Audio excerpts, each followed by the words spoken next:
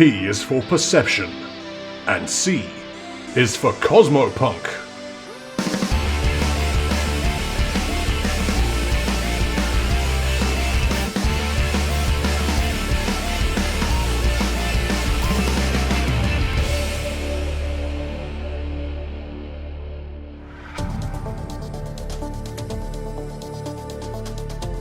Vesk don't wear ties. A homebrew Starfinder story featuring the crew of the Leica 7. Hi, I'm Cypher, and I play Ryder, the Leica 7's resident Yosaki operative and pilot. They told Ryder she could be anything she wanted to be, so she became a Where's Wally book, filled with blades. Hello, I'm Ty, and I play Radar, a Yamultan commando. His main interests are guns and violence, and that's about it really. He's not that deep. Hi, I'm Pan, and I play the android kobold mage Baphomet, captain of the Leica 7, and currently missing on the trail of a mysterious message. And I'm RJ. I normally play the ship's Vesk mechanic V, but I don't have to think of an intro for them this time because I'm the GM. Yay! The adventure continues. After sleeping off their respective hangovers and an indeterminate period of alcohol-induced blindness, Ryder and Radar regroup and make arrangements to meet V's sister-in-law Corsa. After meeting up at an abandoned building on the outskirts of Conqueror's Forge's civilian deck, the team collects some blank security cards and expands their map of the Veskarium, revealing the central database area they'll need to access to change their Vesk records. Corsa also warns them about Fraction, the Vesk head archivist and guardian of the database. After leaving Corsa, Ryder and Raid are set to work building a device that will allow them to use the blank security cards Corsa gave them to sneak onto the massive space station's transit system and infiltrate the Vesk database. Then Ryder tries to chat up the hostel barmaid Cinder. Again. Episode 4. The World's Your Oyster Card. Day 3 aboard the Conqueror's Forge. Neither of you wake up blind. Progress. Yay! Hooray. So What do? It is the morning again. yeah, Ryder's going to wake up a little grumpy after what happened the previous night.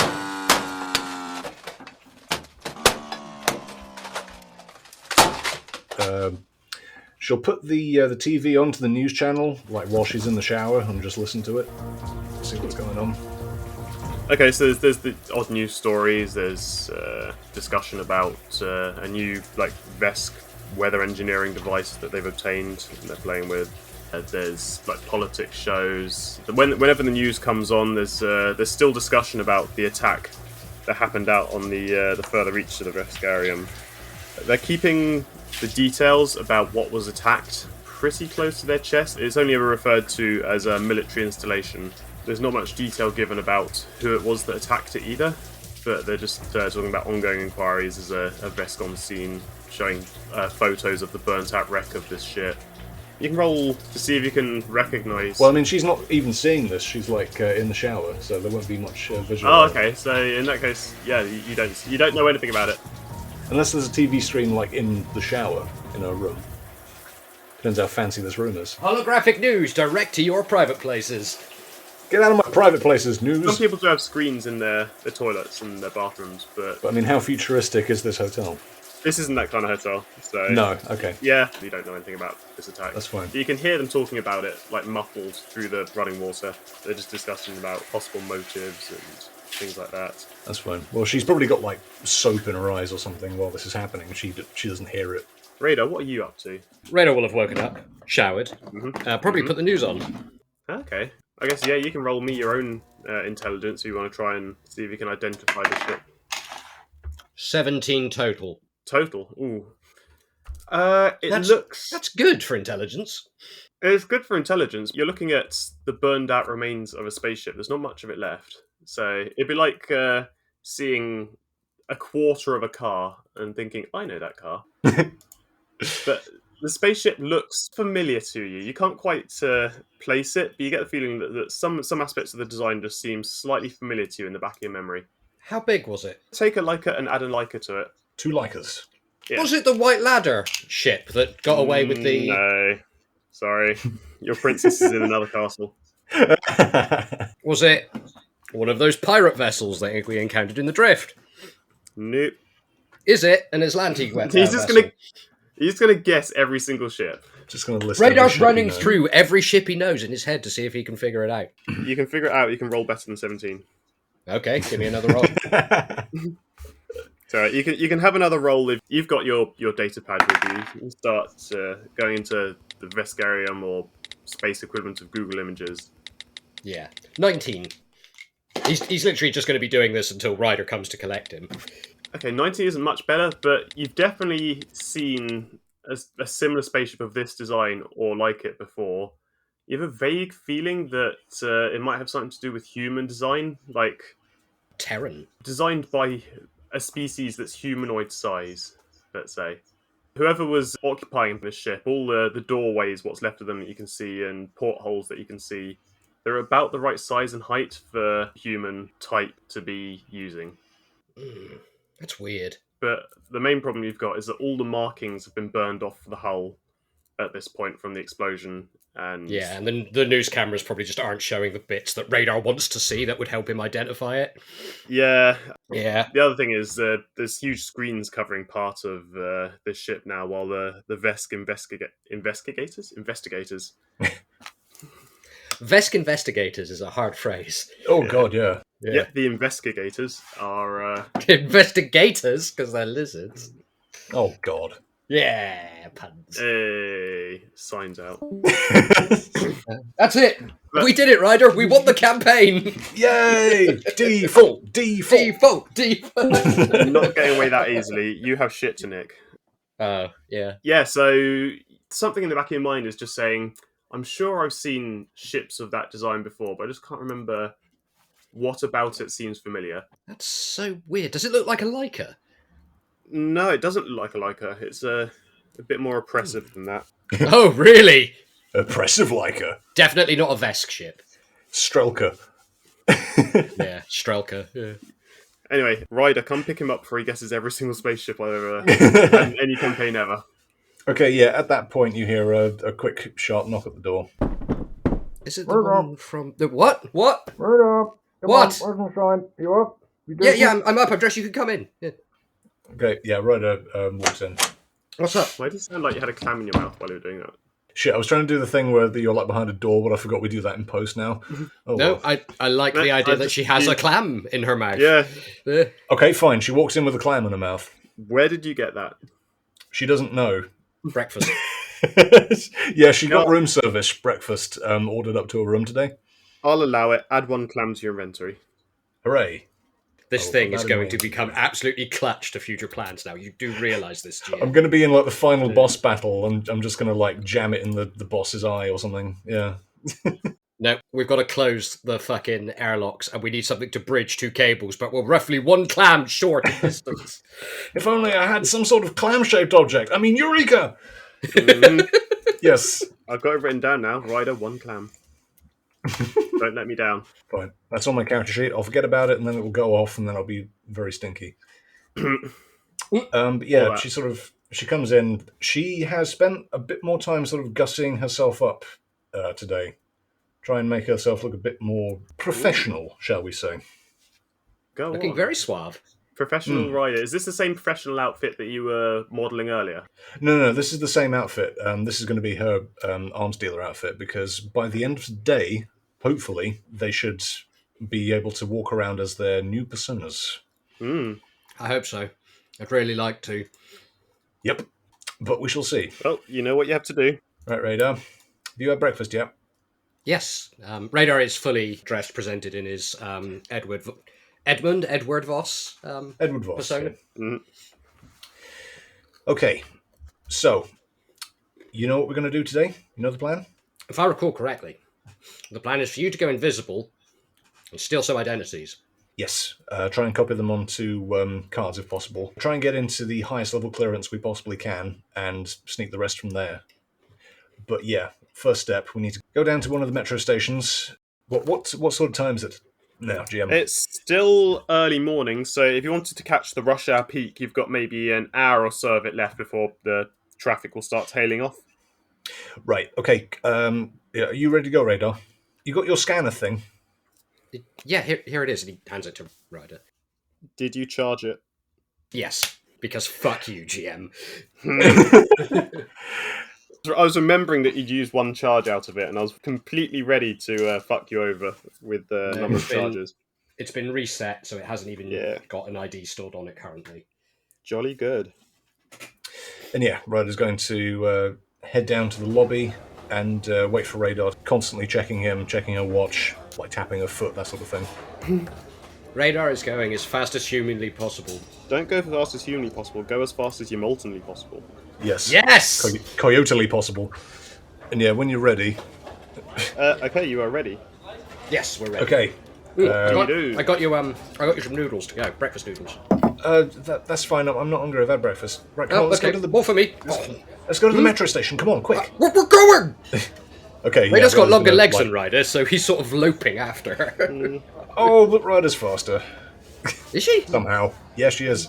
Oh shit, It's yeah. like cats have short legs, but they can run really fast. So Yes. otters have short legs, but they can skitter really quickly. But that means her little legs are like as she goes. Powerful hips, man. It's not fat, it's power. Yeah. She goes wop Yeah. when she should wiggle. Yeah, she's going to waddle as speedily possible down to the tube station and scope out the joint. Yep. Okay. So what? You're just going to stand in a corner and just keep track of what's going on. Yeah, she's going to sort of indicate to Radar. Hey, Radar. Go and stand in the other corner. Give me a signal if you spot anyone that looks like they've got high clearance. We need as many eyes out as possible. Righto. Radar heads to the corner and then immediately diverts to a nearby street vendor to buy a newspaper. Yeah, they don't do newspapers here, but what they do is if you present them your datapad, they will upload you the day's stories to it. Oh, What's Radar a newspaper? Radar does that. My fellow Zoomer. Yep. Conqueror's Forge is essentially a mostly closed ecosystem. So the amount of effort it would take to grow trees on the base and then chop them down and then pulp them into paper and then print words on them. Yes, just for I someone get to it. read them a single time and then bin them and then have to go through all the recycling to turn it back into something useful again.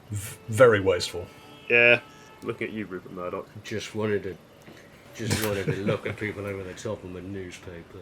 Well, you're going to have to look at them over the top of your datapad instead, because that's not how they do. Oh!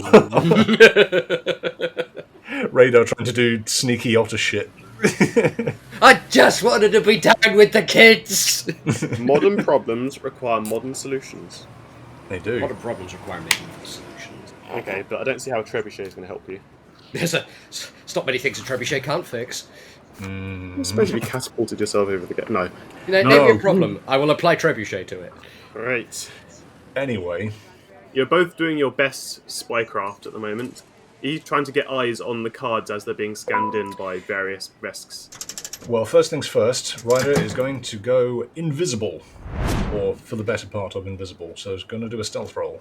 I'd get out of line of sight of everyone first, rather than just in the middle of the plaza. Just disappears in plain view. It's like, Like Frodo catching the ring on his middle finger. Yeah, exactly. otter? Notter. Notter. Well, no, she'll go and like stand in a corner behind a vending machine and just boop out of existence. Oh, I'm going to want to roll for that. Okay. 15 on the dice plus 21 for stealth. 15 plus 21 is enough. Yeah, I don't know why I bothered adding it up, yes. Plenty. In fact, you know what? Let's pick 3 random Vesk out of the crowd, and one of them might have been looking in your vague direction. Okay. He sees nothing. Okay. Neither does his girlfriend. Okay, yep, you're good. Great. Incidentally, that was 2 rolls of 12, which rarely happens for me. Huh. So yes, you slink behind this this news vendor stand and do a sneaky little check to make sure no one's looking at you, and then Become mist. you become Yeah. very difficult to identify. However, I will still be rolling for people that you come into very close proximity to. That's cool. What was your stealth roll? 15 plus 21. It's 36! And that's not my highest stealth roll I've ever done either.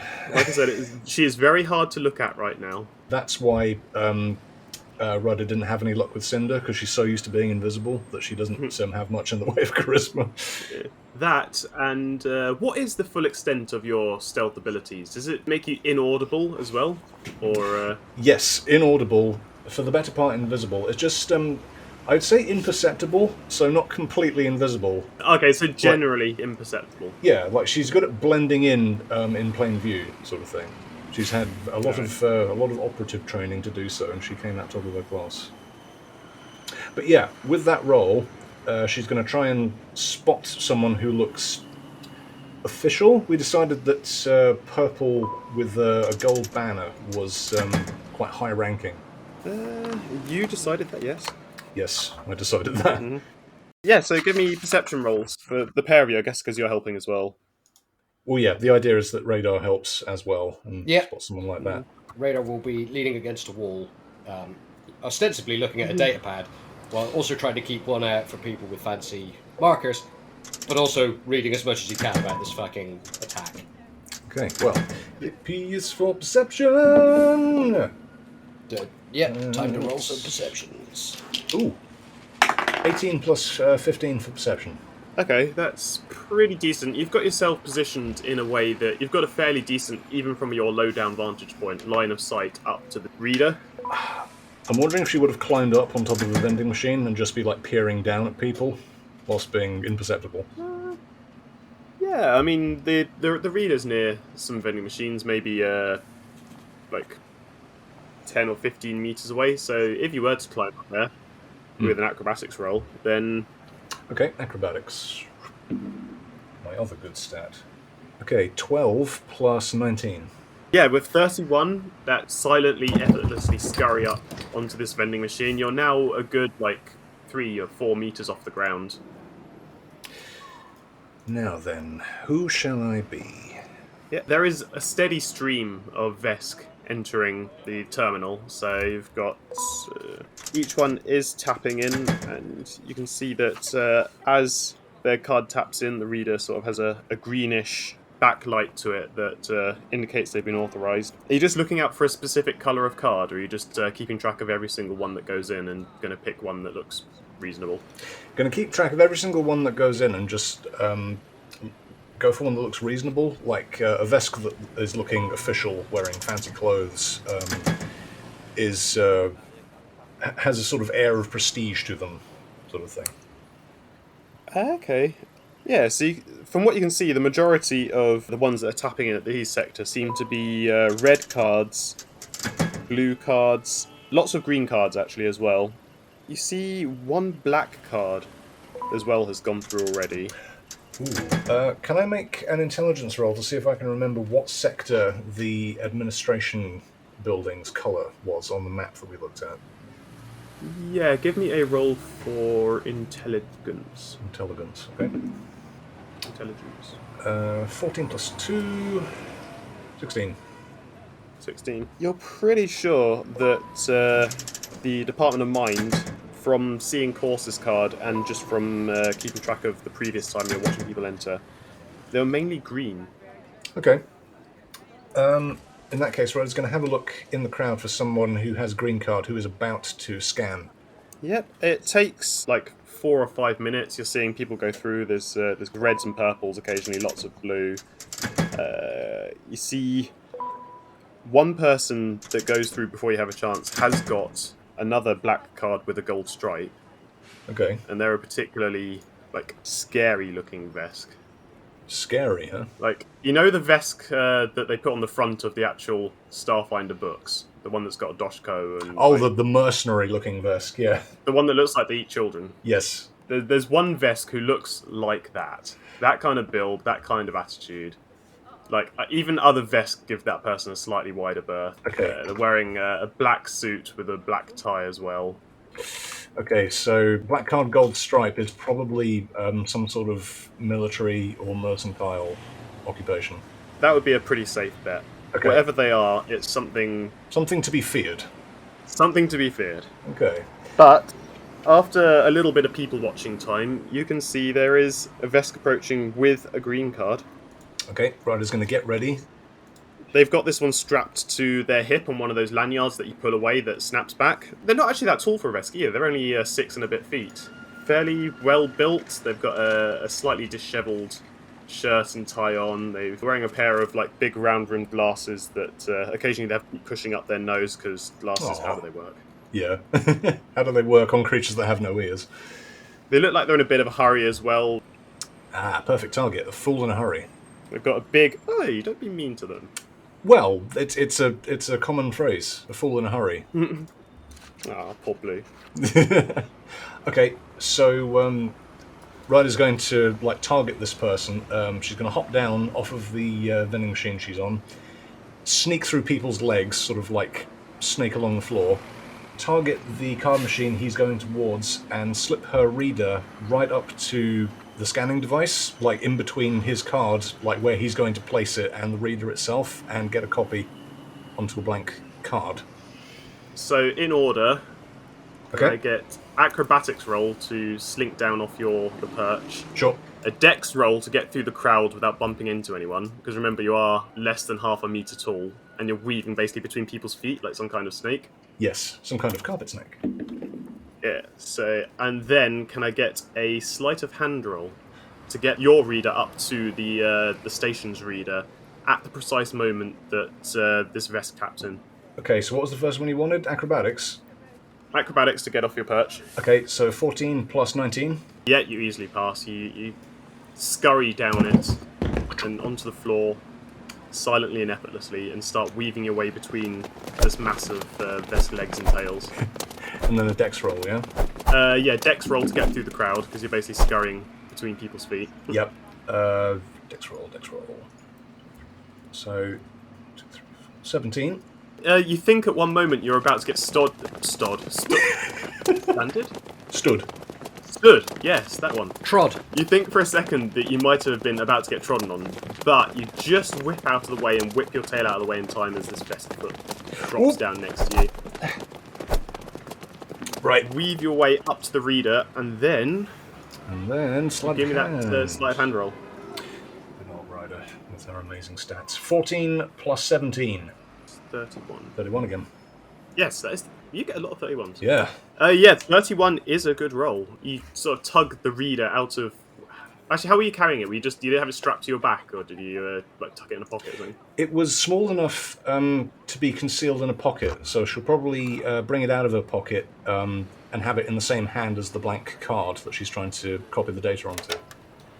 Yep, okay. And then... Yep, as you hold it up to the reader, he taps his card against theirs, and the thing flashes red, doesn't let him through, but at the same time you see on yours there's a little green LED that blinks for a second. She quickly scurries back to her earlier position. Yeah, and you start seeing on the little display for your reader, code is starting to load up onto it. The Vesk, the blue Vesk, he looks confused for a second. The two security Vesk as well sort of turn their attention to him. He sort of nervously taps it at the reader again, and this time it validates. Just for a second, he stops and looks down at where you had been a bit earlier, Ryder, and sort of just sniffs the air for a second with confusion. And then just sort of shrugs. And then as the gates open, he just sort of stamps back in and gets back to sort of rushing to make his meeting. What smells of anchovies? Oh well. Smell a rat. An otter, I'll have you know. Ryder's going to check the card and check it loads up properly and see who she just stole the identity of. Yep. You have duplicated the identity card for Ergo Sea Blue. Ergo Sea Blue. Yep. I like that name. He's a mid-level consultant and analytics expert at the Department of Mind. The card is now loaded up. It's basically what you've created is a duplicate of his card currently, but with your picture superimposed on top of it. That's fine. That's all I need. At a quick glance, someone not paying attention would just see on their display a Vesk tapping in. And if they weren't paying that much attention at the time, they wouldn't notice that actually a Yasaki just tapped in. Perfect. Okay. And yeah, at that point, she's going to go back to her old position, sitting on top of the vendor, and go back to keeping an eye out. She's got one card, and now she needs to copy another one. What's the battery looking like? You've used 20%. That's fine. Go on, give me one more acrobatics roll, just because I know you passed it. One day you're going to fail, you're going to face plant off this vending machine. Okay, that's a 4 plus 19 for acrobatics. Yep, you scurry up there, but for a second you almost lose your hand grip. Like, just as you're climbing up, you're like, you know that thing when you're running on a polished floor, and sometimes you'll put your foot down just to start sprinting, and then your Squeak. foot will slip out from under you, and you're like, oh, and then Yep. you catch it, and then you start running. You just have that happen for a second, because that's the most I can do to you with your fucking bullshit acrobatics. Hey, Ryder's good at Dextra stuff. She's just not good at chatting up Vesk barmaids. Well, maybe Ergo Cebu would have more luck.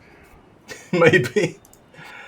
That's a backhanded compliment there. Anyway, yeah, she's going to go back to surveying, looking for another green card. Radar, while this is going on, have you wouldn't have noticed that Ryder's collected a card, unless you want to roll me a perception to try and spot her doing her... I can try. 25? No, she got Yeah. 31, I think. Yeah. It's usually a 31. So, to your intents and purposes, from your perspective point, you see Ryder skitter behind a newsstand, and then you don't see them again. Right. However, you maybe pick up that one of the Vesk had a bit of difficulty getting their card to work in the reader this morning. Make of that what you will. Right. Meanwhile, that news pad you're reading, there's no real additional information beyond what you saw on the TV this morning. It's more just a duplicate of what happened then. I guess he's gonna wait for a signal. Okay. Back to you, Ryder. People watching part 2. I think at that point, when she's got like a card, she'll go on the comm to Radar. Say, got one. Do we have comms? Yeah, you don't have mind comms at the moment, but you do have No. regular comms still. Radar responds with... Good one. 50% complete. Yep, enough of the other 50. Right, Ryder out. Cool. Yeah, so you're back on your perch. You're sort of keeping track. Are you still looking for another green card specifically? Yeah, just so it wouldn't be too suspicious if a green and a random other card went through. But we're trying to achieve the same level of clearance as one another. Yeah. Okay, I mean, the good news is that green Vesk cards are fairly common. Give me a perception roll. Okay. P is for perception. 10 plus 15.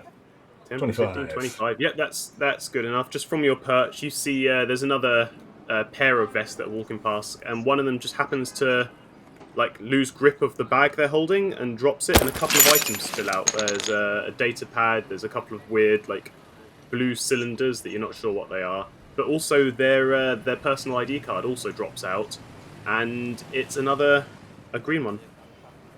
Perfect. Ryder sort of locks onto that, looks for the card reader that they're heading towards, and tries to do the same thing as last time.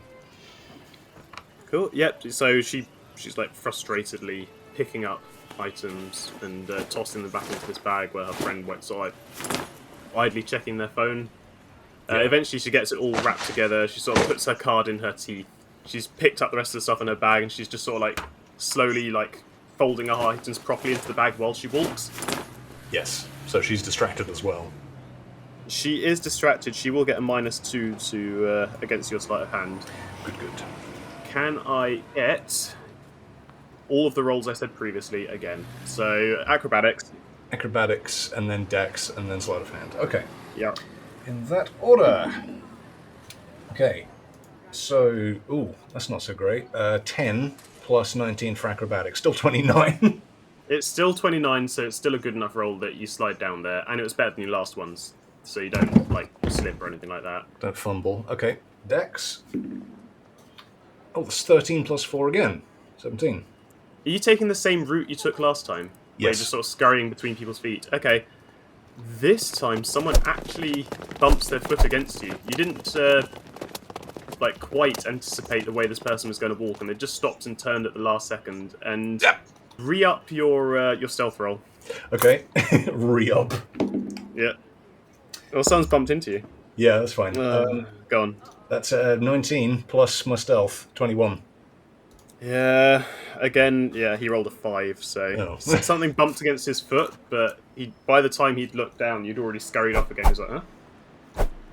He can't figure out what he tripped over, but he looks down, checks his boots are still laced up. Like, Clumsy idiot. in many years' time, they're going to speak of the random poltergeist of Metro Station 29.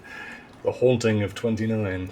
that appeared only as the occasional gentle nudge against people's feet or the faint whiff of seafood. And transit card fraud. And literal identity theft. Yeah. So, yes, despite that little, almost incident, you managed to make your way all the way up to the reader, and just in time for the second Vesk. They're still ticking stuff into their bag, so they're tapping the reader with their mouth with the card net. Oh, okay. But yeah, Ryder's just going to do the same thing again. She's going to hold it up and try and get the card not right in between their teeth, but try and get it as close as possible within a hand's width. Sleight of hand. Sleight of hand. 19 again. To our sleight of hand of 17.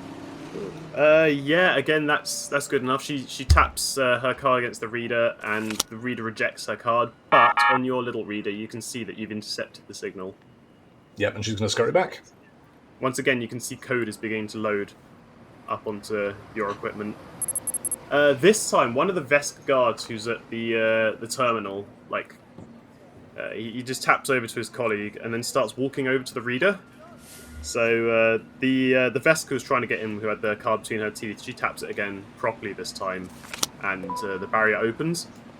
But this time, the Vesk guard just approaches the reader with a bit of confusion, because in the space of 10 or so minutes, it's now had 2 malfunctions.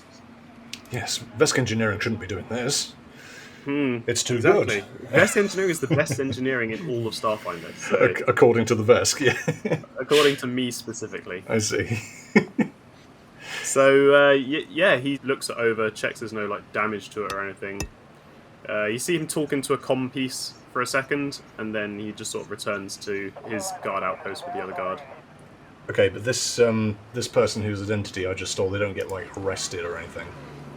No, their cards still let them in. The second guard was sort of keeping an eye on them, but their profile that appeared on his terminal in his guard station matches the Vesk that he can see in front of him. Right. So he's just maybe this scanner is glitching out a bit, or That's probably the said- most logical explanation, yeah. yeah. There's no way an invisible Yosaki is stealing people's data. I mean, in the rank of things they're trained for when an equipment malfunction happens, Ghost Yosakis isn't high up on the list. No. It is on the list, but it's just not very high. So yeah, Ryder's going to skulk back into the shadows of that vendor that she was hiding behind again, and check whose name comes up on the data card. Yep, the name for this one is Fillory Generous. Very generous. Very generous. Again, they're mid-level, they're not a boss, they're not a gold stripe, but they're another analyst who actually probably knows Ergo. Okay. How about that? Small world. Small orbiting death platform.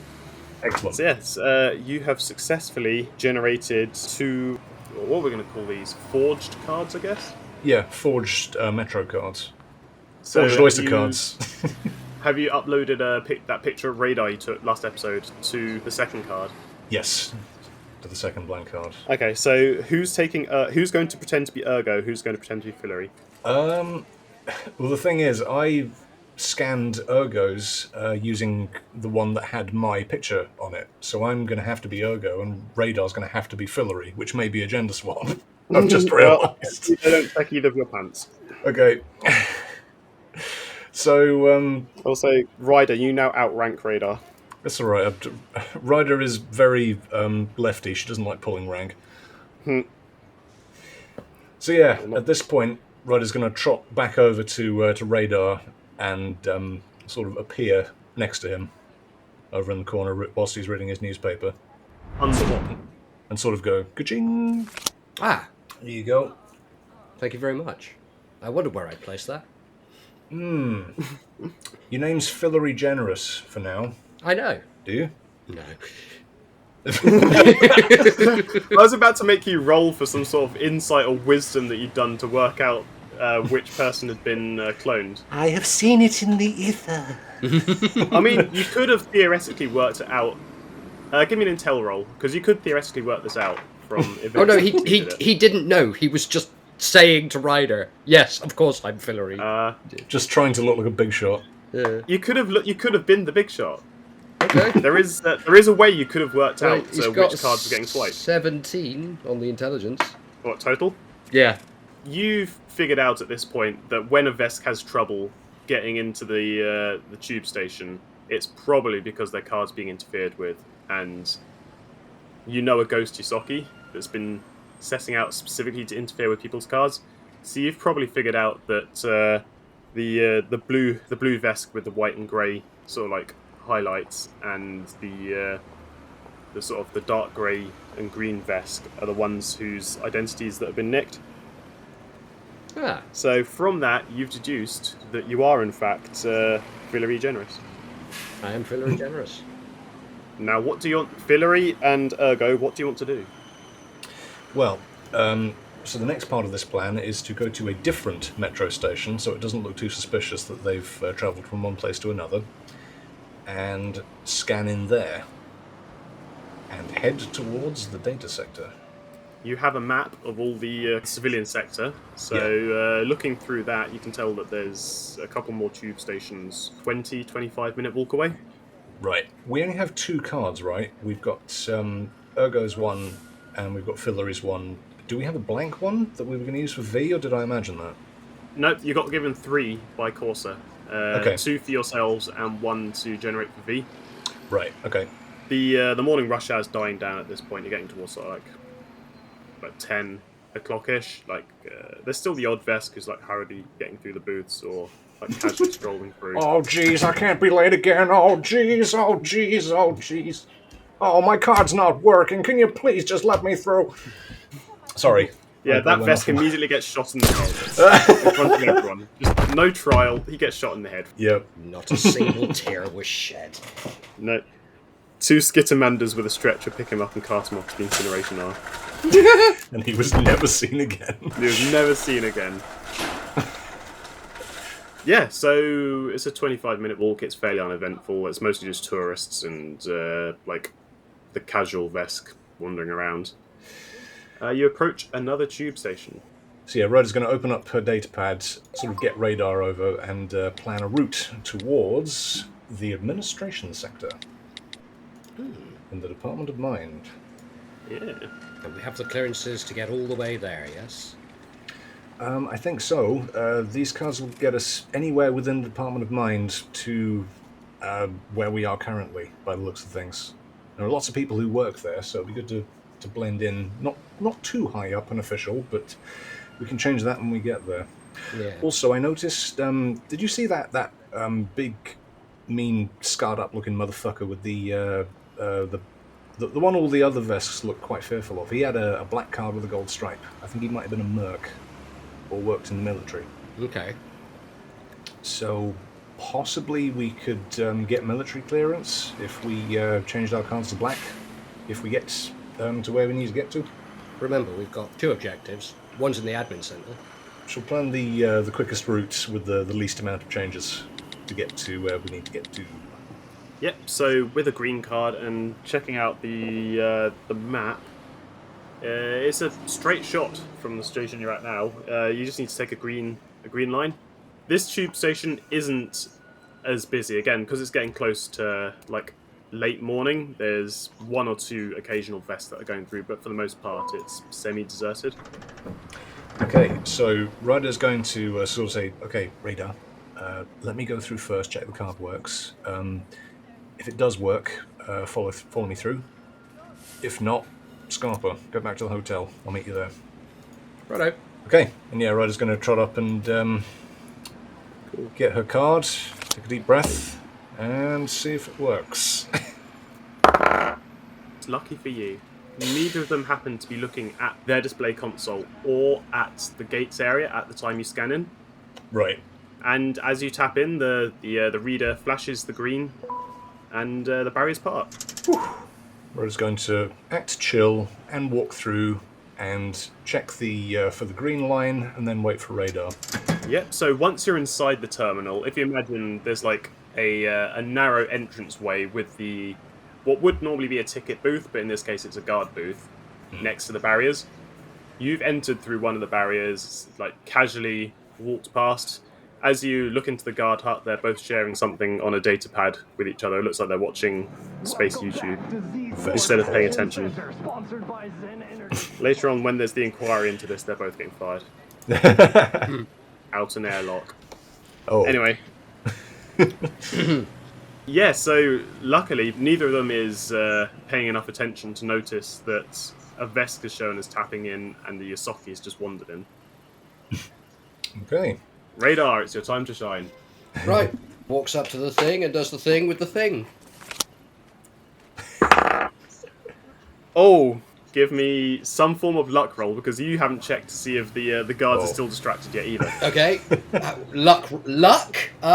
Fortitude, I guess. I'll make a fortitude roll. Yeah. 28. See, they rolled a nat 20. And they get +8. Oh. Unluckily for you, Radar, just as you tap your card against the reader, he happens to just, glance up for a second, and Fillory Generis has lost a lot of weight, gained a lot of fur, and replaced half her body with cybernetics.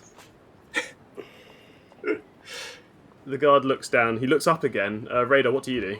Just The barriers are open for you, but... just keeps walking. He'll turn and give the guard a nod and just carry on like nothing's wrong. Oh, God. It's a bold move, but no, the guard's coming up to you. The logic being, he does this all the time, so, why would there suddenly be an error with his card? Yeah, the guard's coming up to you. He's sort of like, hey, stop for a second. Excuse me. Radar pivots on his... Oh, sorry, Fillory pivots on his foot. Fillory pivots on her foot. Yeah. It's like, let me see your card. Oh, sure.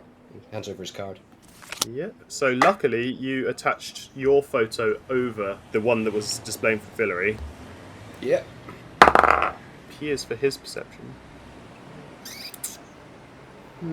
His eyes narrow. He's like, wait here for a second. He starts taking your card back towards the guard hut. I think at this point, Ryder's going to see what's happening and sort of say, Fillory, what's the problem? Come on, we're going to be late. Yeah, there's a problem with the card. What's wrong with the guard? You there? I don't know. Excuse me, guard, what's going on? And Ryder's going to, stomp back over to the guard. You're going up to the guard hut. Yeah, well, to the guy that's taking Radar's card away. Yeah, you can see he's taken the card and he's inserted it into the reader in his control office. Well, he's going to sort of try and get his attention before he does anything. What's that going to be? It's not really diplomacy, but... I'm going to try and get the card back. So yeah, diplomacy. 14 plus 8. 22. 22. Are you with Fillory? He says, checking the card. Yes, we've got a very important meeting. Can you please give them their card back so we can get to it? We're going to be late. We've got a train to catch. Right. There's been a discrepancy with this card. I can't explain it, but for some what's reason you're wrong? not showing up. You're not showing up as the correct person on this. No, come on. We had this problem earlier. That there was a fault with the data scanner at the terminal where we got this made. Look, we don't have time for this. Can we please just get going?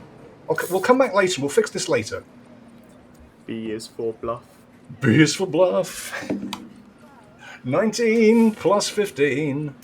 Oh, that's a very good bluff. Yeah, you're definitely putting the pressure to him. You're the sense of urgency in your voice. And Raider, what are you doing in the meanwhile? Are you just looking nonchalant, or just frozen solid?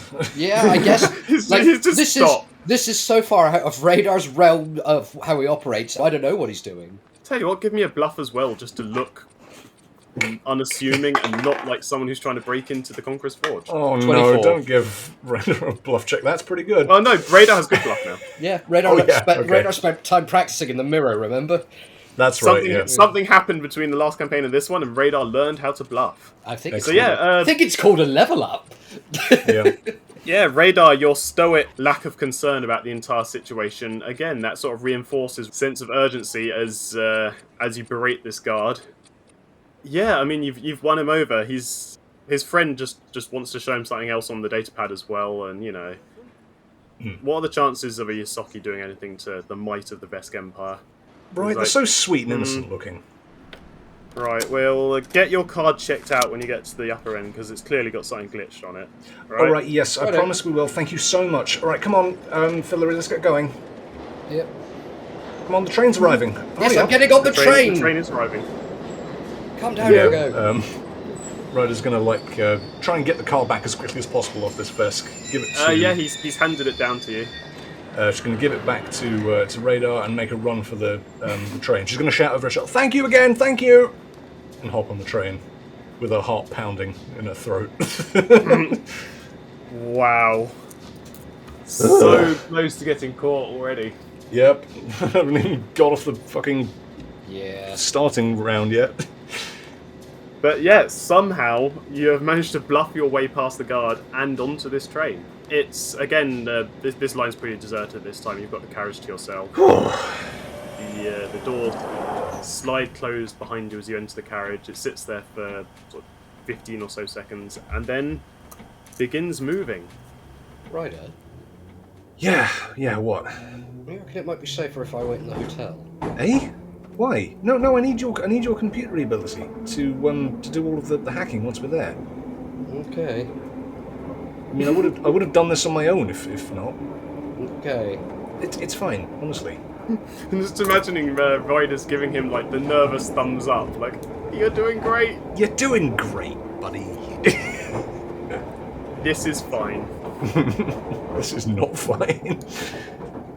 This is far from fine. But yeah, maybe let me do the talking next time, Fillory. I let you do the talking then. And it worked. Yeah, that's a good point. 100% bluff success rate against Vesk guards who want to watch it on YouTube instead of doing their job. You can't fail a bluff roll if you don't say anything. Yep. That's very true. Well, you can, you just look shifty as fuck, but... Does the close zoom in on your narrowing eyes? But yeah, it's worked out for you. Yeah, so the tube departs the station. It passes through like a series of like large metal rings at the exit, and then you are now travelling along the outside of Conqueror's Forge, separated by an energy field from the vastness of the Veskarium surrounding you. I took the tube back out of town and the breeze blew back my hair. Sings Ryder.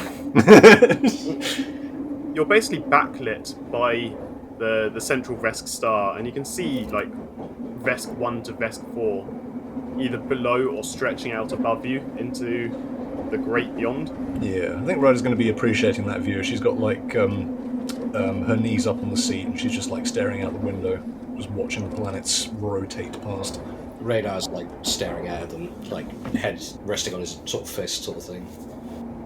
There's still the bustle of ships entering and exiting the forge. It's always going on, basically.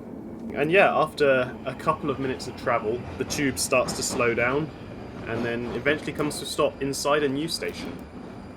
So this one, it's the same general aesthetic as the previous one, like mostly metal with sort of like coloured lines indicating different networks and things like that.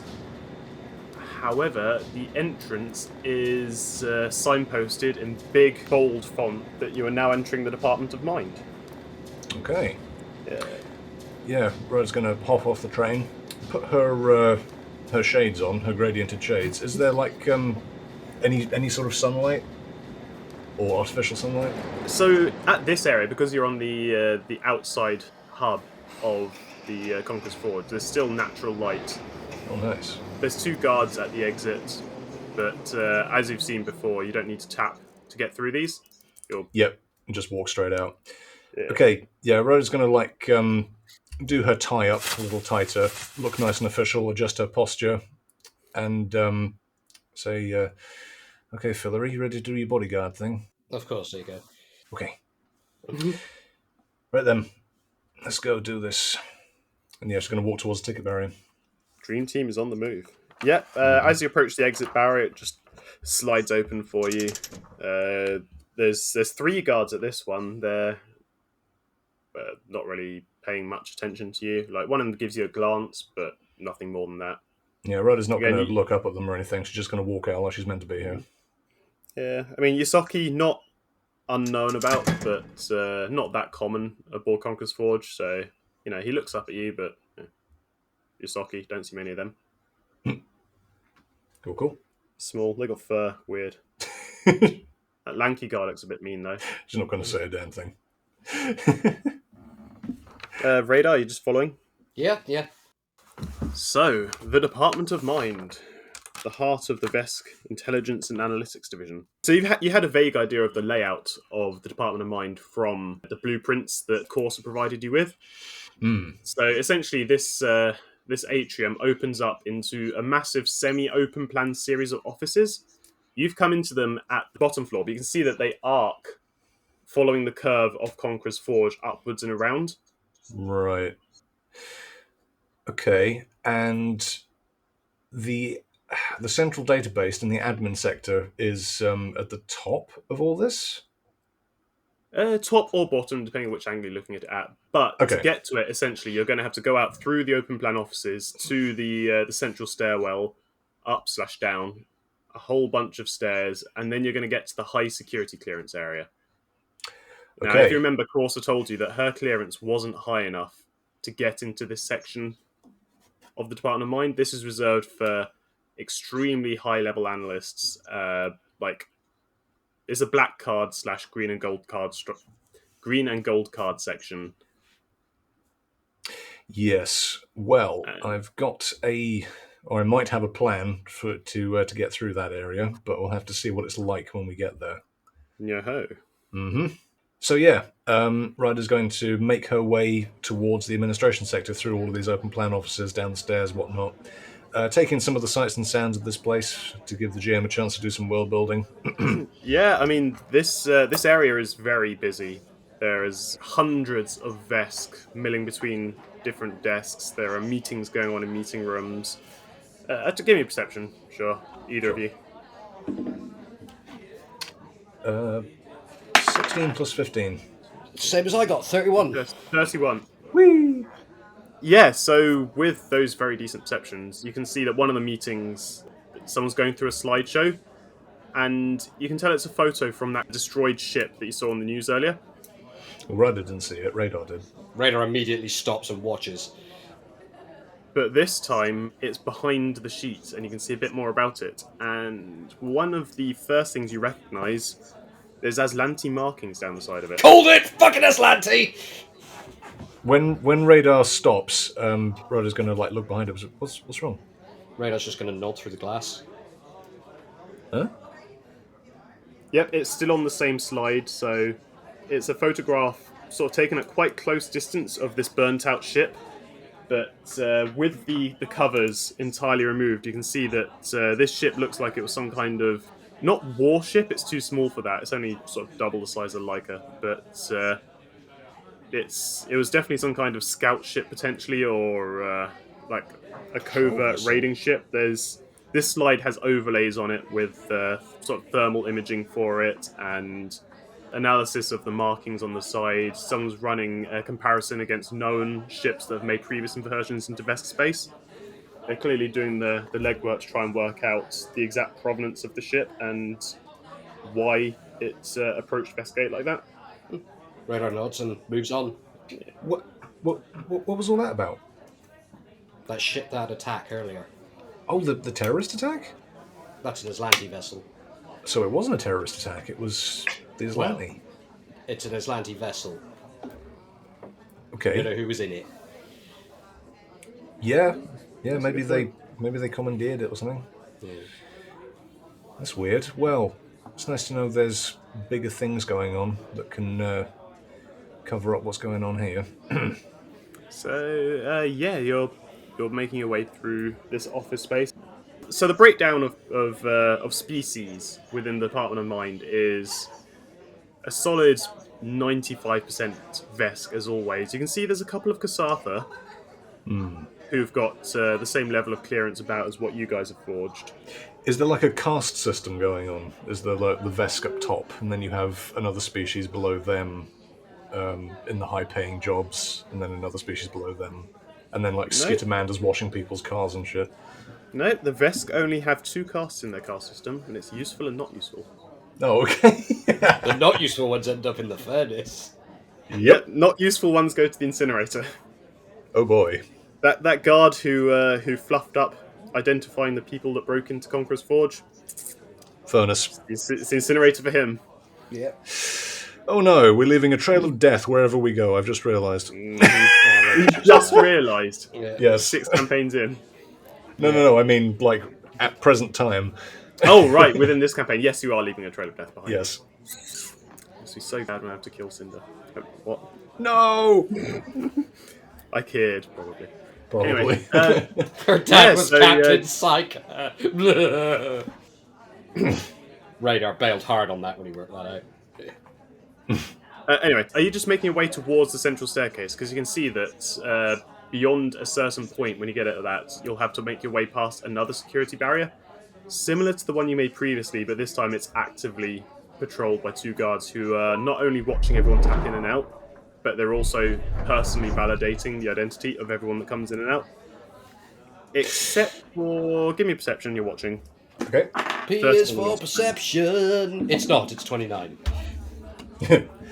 Perception is... That's just 30 this time. Okay. Yeah, I mean, you both take a covert look up to the upper decks where this second security booth is, and you can see that the only person who goes up to the door and goes through without any resistance, again, is someone with a gold stripe to their card. And in this case, it's clear that the guards recognise this person by their face. In that they don't personally take their ID and validate it against the list, they know who this person is. Wasted journey. Right, okay. Well, Hey, Radar. How difficult would it be to get a gold stripe on our cards with the equipment you currently have? it doesn't come with a painter. Eh? It doesn't No, I come mean with just any- in terms of the data. Not the data. Well, same as you did previous. Easily doable, it's just the physical card won't match. And by the look of it, those guards know everybody who goes in and out. Yeah. Yeah, computers roll from Radar, intelligence roll from Ryder. Sure. 36. Yep, so for 36, knowing the way that your reader works, you can add a gold stripe to the card, but it will be entirely aesthetic. It won't change your security clearance in any way. Your security clearance is hard-coded as the one that you copied, which in this case is Fillery Generous, who is mid-level, definitely not a gold stripe. Not a boss. Yeah. And then Ryder... And I got a 17 for intelligence.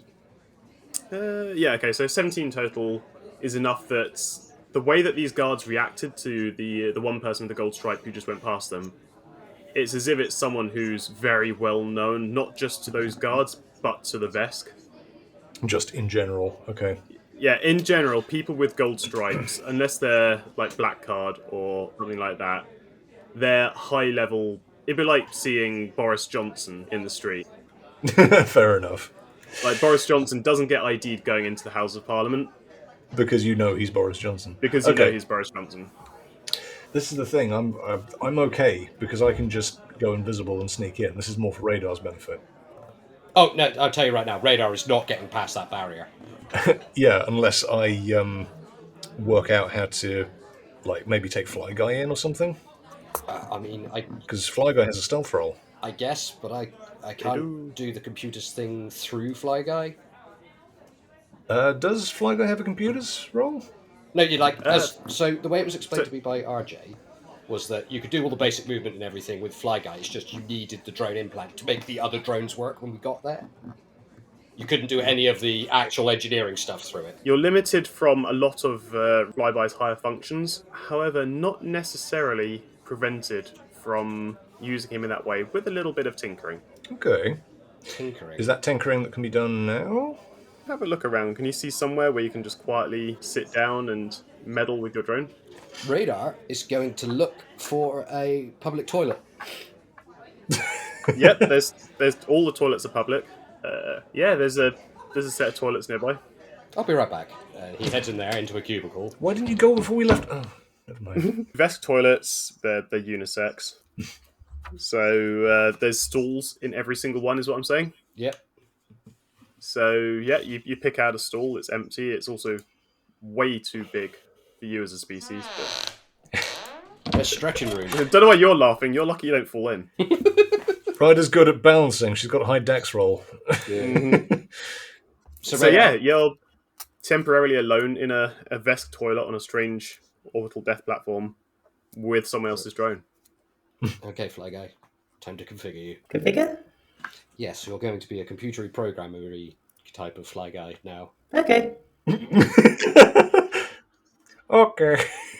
Yeah, they offer no resistance. Yeah, Radar then starts configuring? Yep, I am going to need an engineering roll. Yeah, you are. You are Plus doing 17. little engineering. 34. 34 total, very good. And because you're an engineer, you have your custom rig with you as well, which means that you have the tools you need.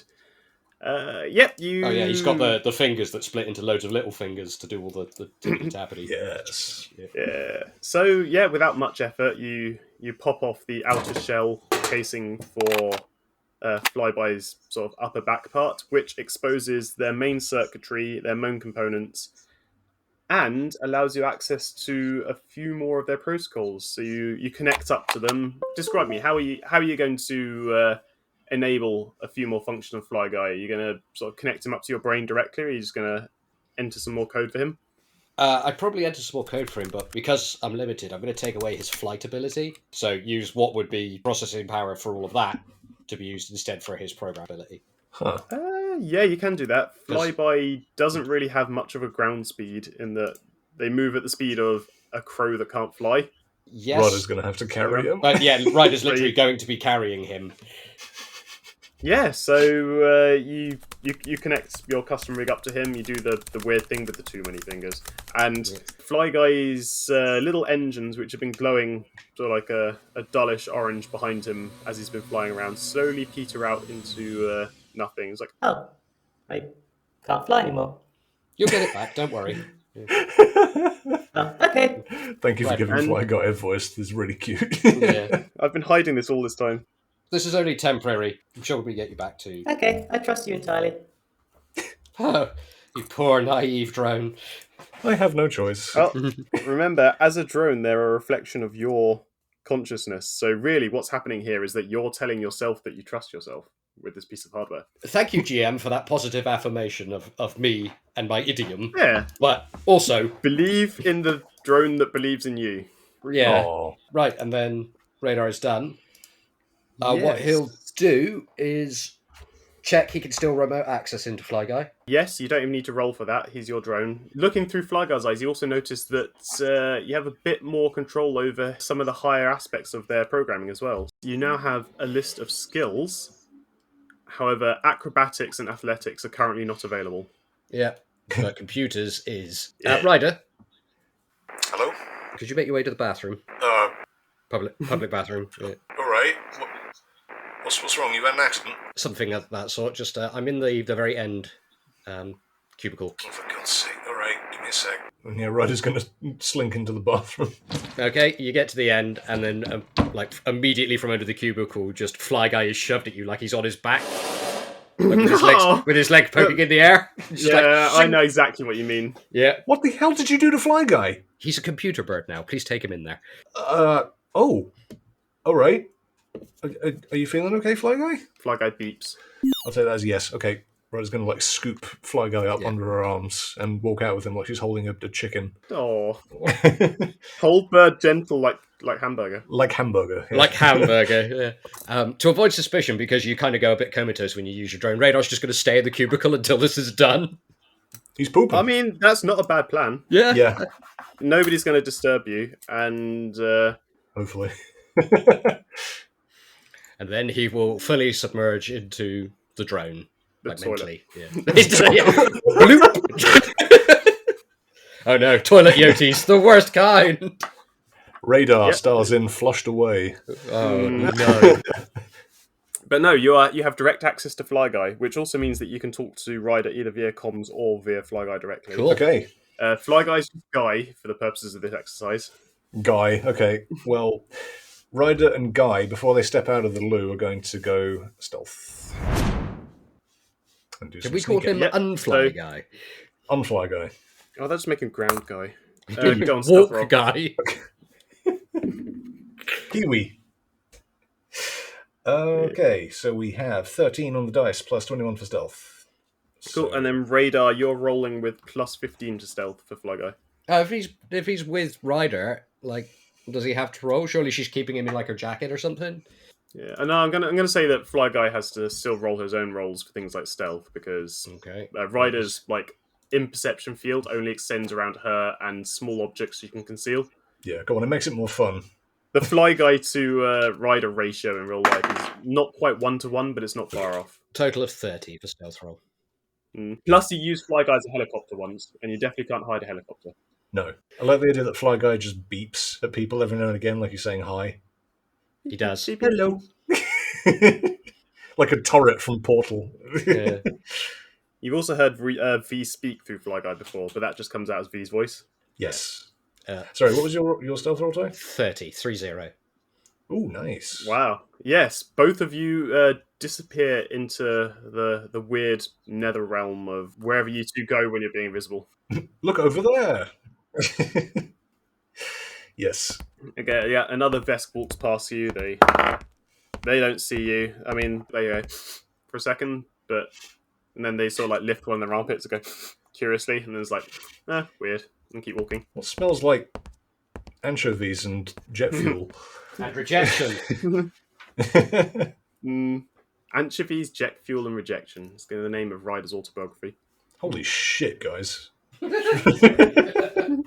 So that came out a lot more savage than I intended. Yeah, fuck's sake.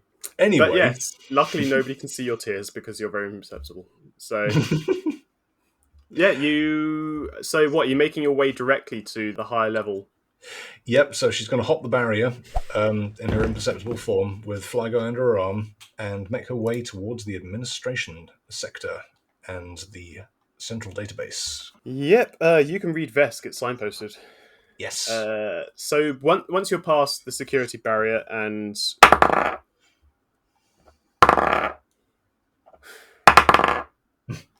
and none of the guards see you. She can read Vesk better than she can speak it, as we discovered in Ty's campaign.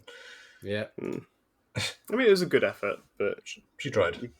You need a lot more pointy, large teeth to be able to pronounce most of the words properly. Yes.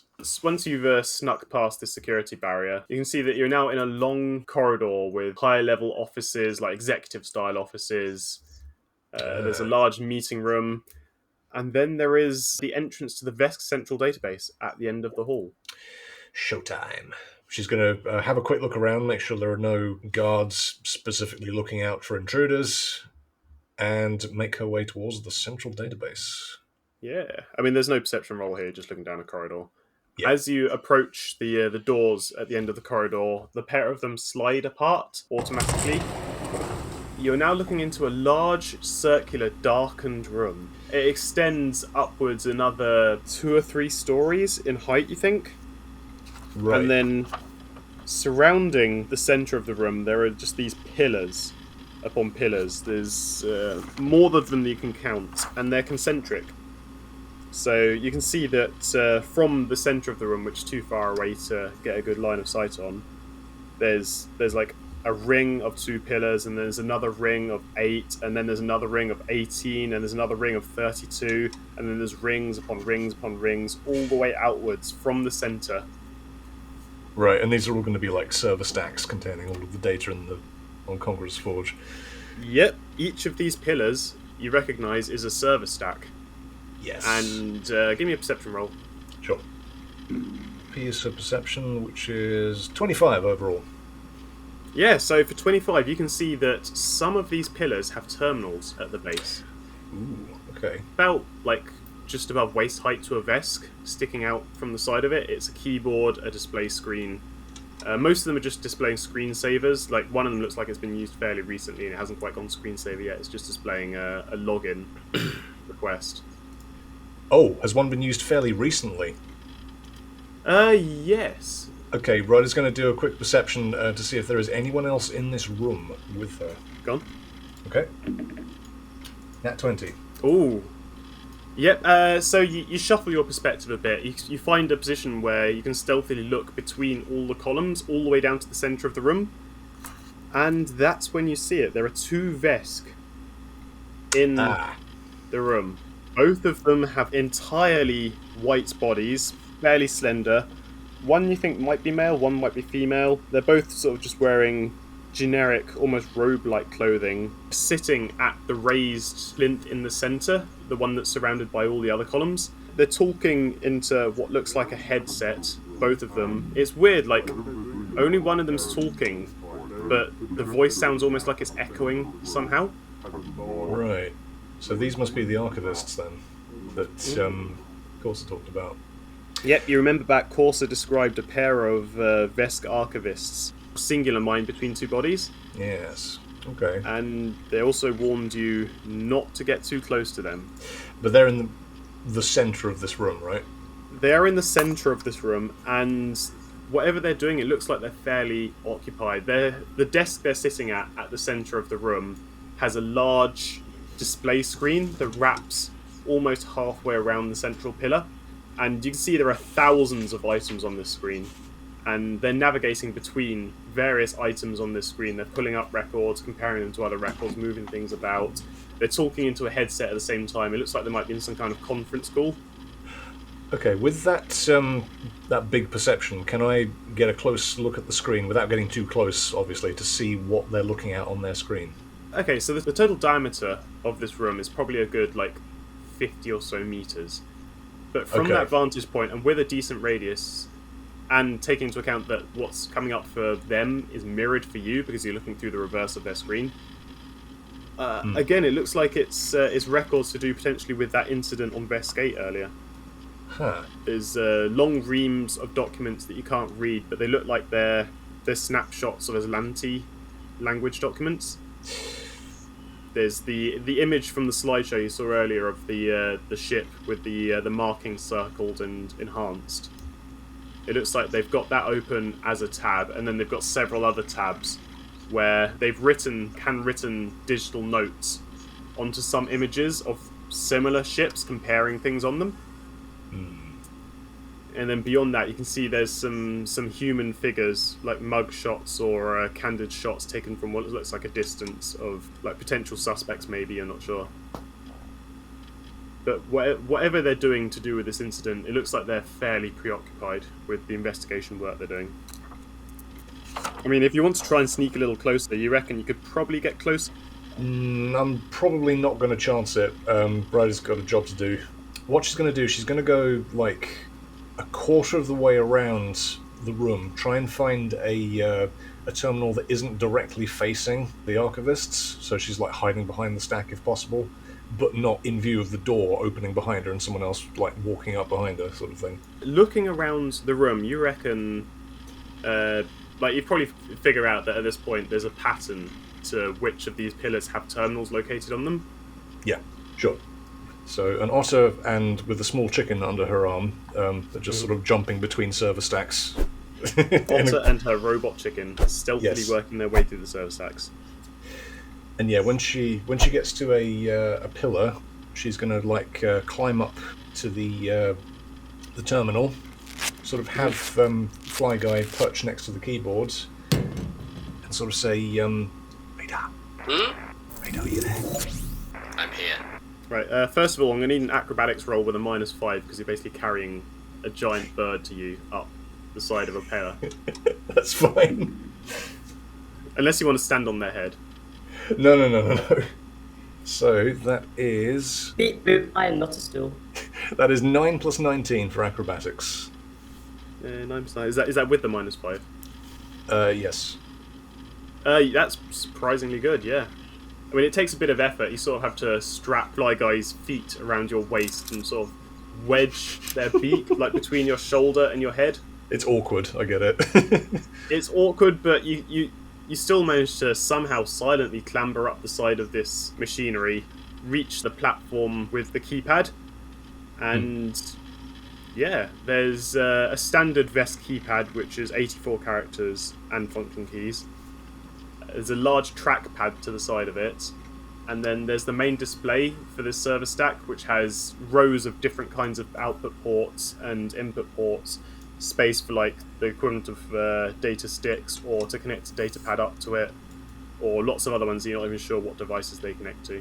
But okay, so Ryder's going to try and set not Fly Guy up to hack into this terminal, would there be like plugs that Fly Guy has, like cables that come out and plug in to various data jacks? Yep. Where are they located? Please don't say in the bum. My guy was made by the Vesk, and this terminal was made by Vesk, and the cable is absolutely 100% up his bum. Of course it is. Okay. Oh, no. It's fine, he's just going to lay an egg. God damn it, V, why'd you put the fucking... Never mind. Because they have a sense of humour. Of course they do.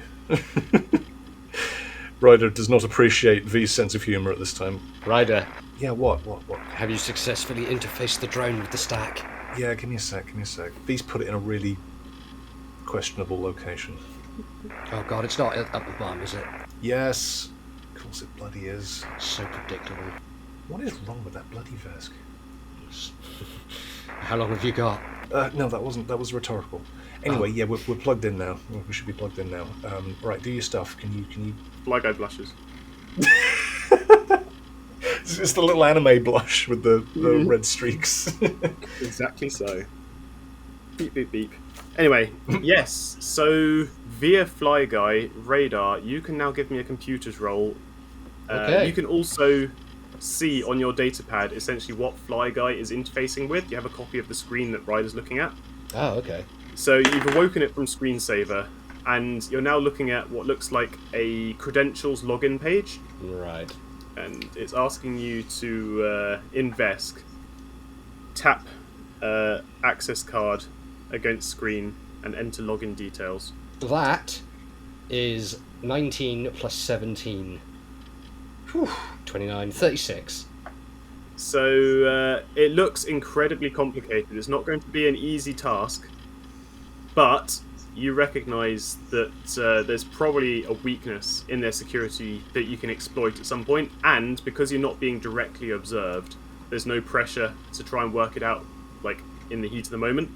Brilliant. So rather than the tube station, you've now got a bit of time to work this problem.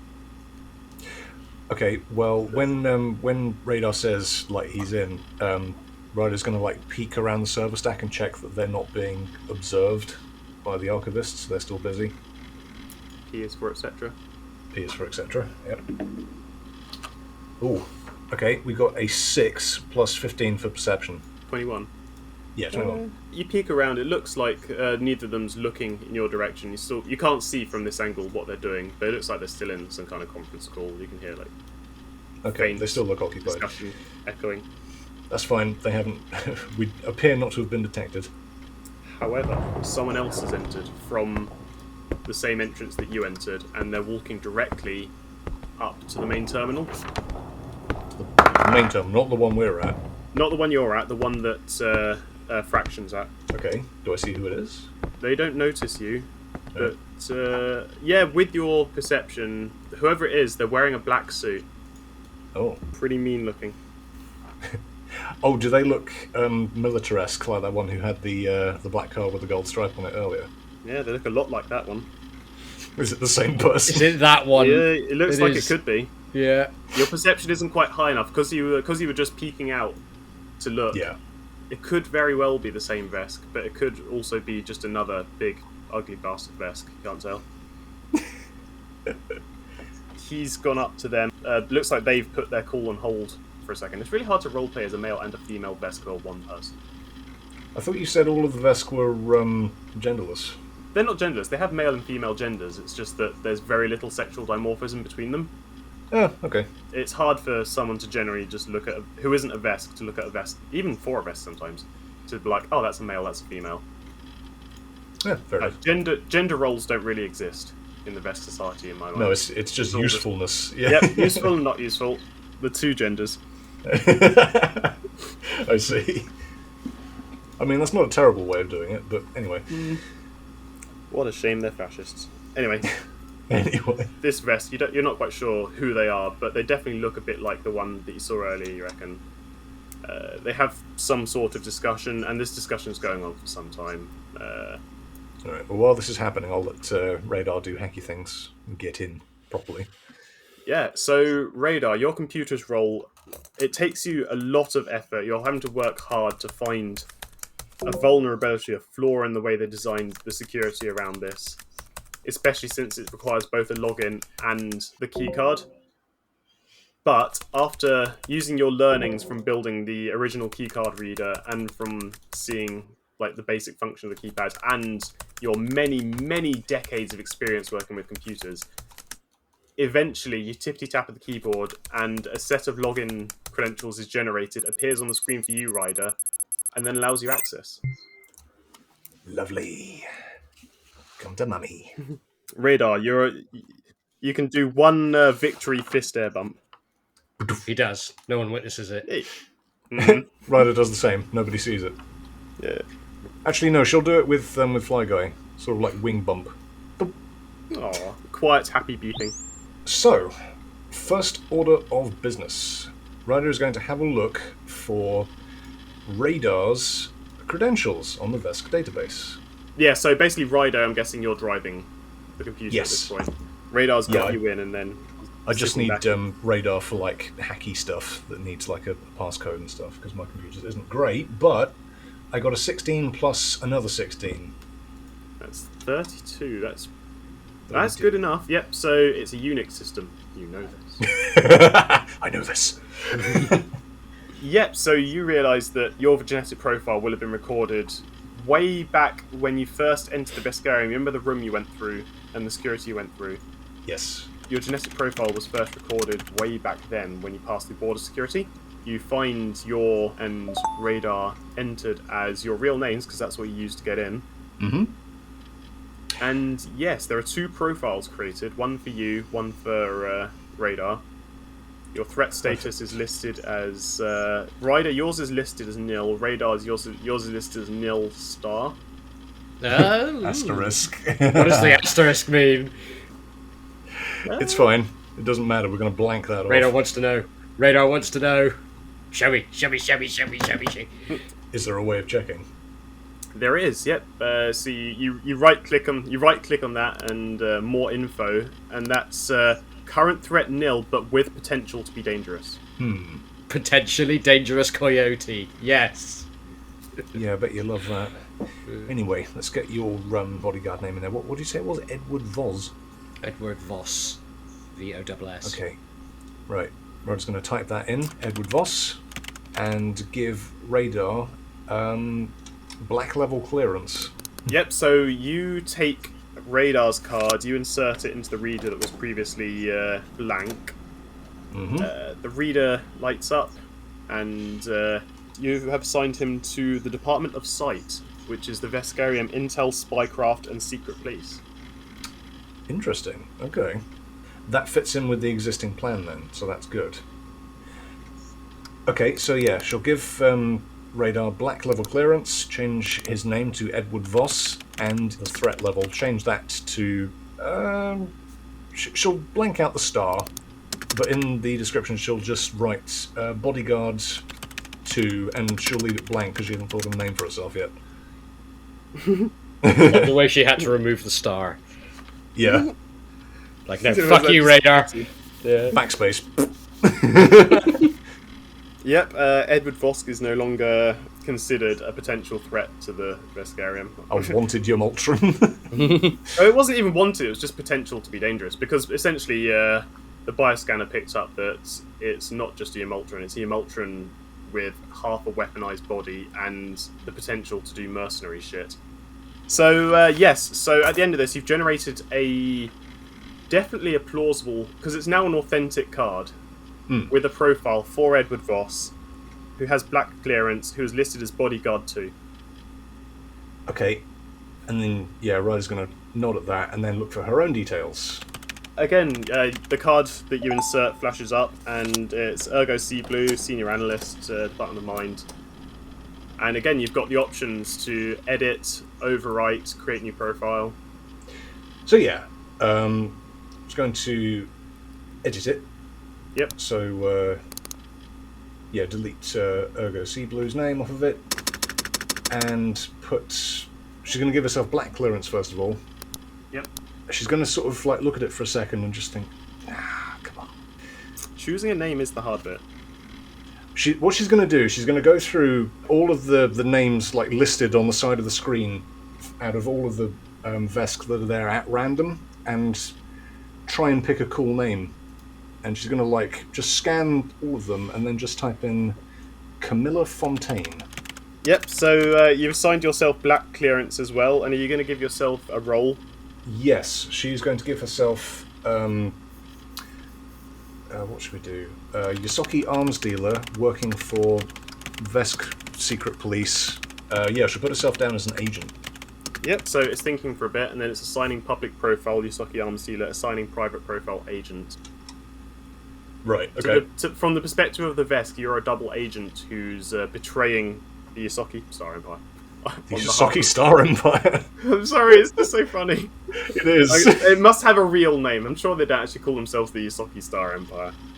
Anyway, yes, so you've created these 2 new profiles on this cards. Oh, and before she clocks out completely as well, she will go back into Radar's information via his card and change the name to Bodyguard to Camilla Fontaine. Yep, that's registered. You have now generated a complete alter ego for yourself on the Vesk Central database. Excellent. I just thought of something as well. When I entered Radar's details for the first time, did I overwrite the details of Fillory Generous, like, completely? Like, have they just been deleted from the Vesk database and now don't exist? Okay, good. No, you just deleted them from that card. Okay, good. Right. All you've done is you've overwritten Fillory Generous and Ergo Sea Blue on the 2 cards that you had, because they were never true records. They were just mirrors of the data of someone else's card. Okay. So don't worry, Ergo and Fillory are not going to be dragged out into the street and shot. Okay, good. Today. Anyway. Right. So, it's taken you about 20 minutes so far to run through all that. Okay, and one last thing. Ryder's going to have a look for V. Coronine on the database. Yeah, roll me an intro quickly, to remember. Well, I mean, they're supposed to be dead, right? So they'll be in the deceased pile. So 17 plus 2. For 17 plus 2, you remember V gave you a separate data slip with a profile for them. That's right, okay. You exit the current operative section. You navigate through the Vesk database to deceased Vesk. And after a lot of searching... A lot of Vesk. There is a record, V. Coronine. Okay. And there's a picture, and it looks like a younger V. They've definitely not got the full belly going on. Okay. They're dressed smartly as well. This might be their graduation photo, from what you can tell. Oh. Yeah, so you have complete access to every record that the Veskarium has on V. Parentage, birth, education, career, criminal records, and then death. It's not really any of Ryder's business. She's nosy, but at the same time, it's V's personal business. I mean...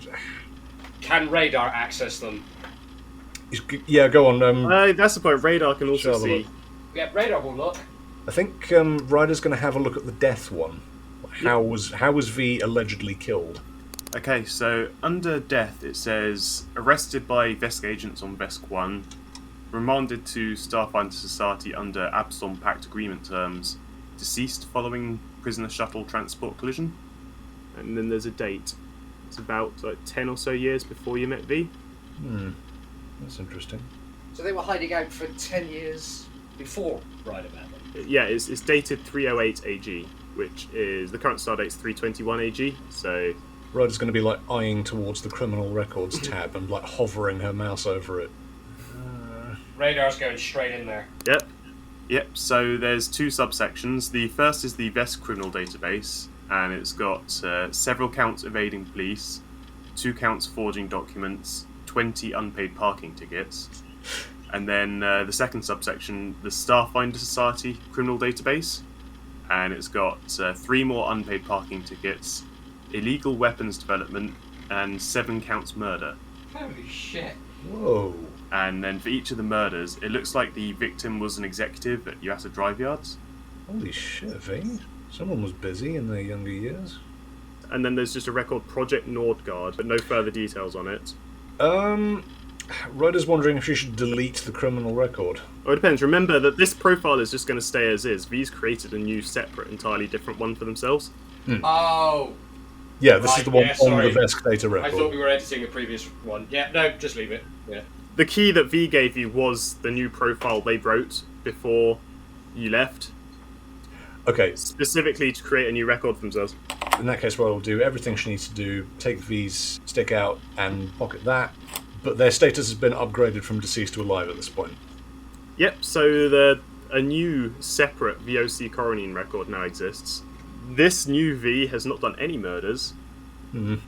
The card finishes writing, there is a new profile in the Veskarium, the new V coronine. There you go, buddy. Welcome back.